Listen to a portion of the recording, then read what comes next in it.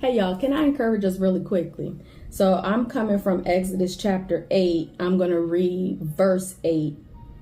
And it states, Pharaoh summons Moses and Aaron and said, pray to the Lord to take the frogs away from me and my people, and I will let your people go to offer sacrifices to the Lord. And then verse 15, it says, but when Pharaoh saw that there was relief, he hardened his heart and he would not listen to Moses.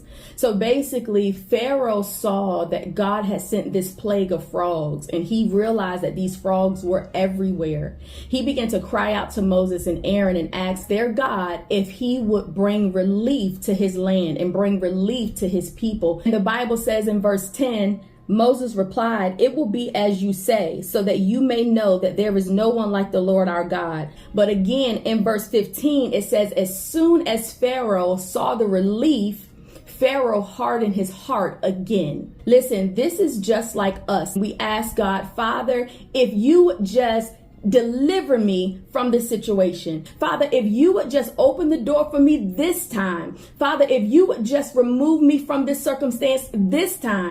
But then as soon as you find relief, as soon as we find